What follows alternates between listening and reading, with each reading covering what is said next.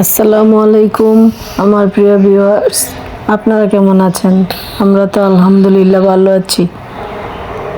এটা একটা রিসর্টে তো আমার বড় মেয়ের হাজবেন্ড ভিডিওটা করেছে। তো রিসর্টটা আসলে অনেক সুন্দর। তো আজকে দাওয়াত ছিল ওইখানে, তাই যেহেতু সবাই ওইখানে গিয়েছে তাই ভিডিওটা করা আর কি।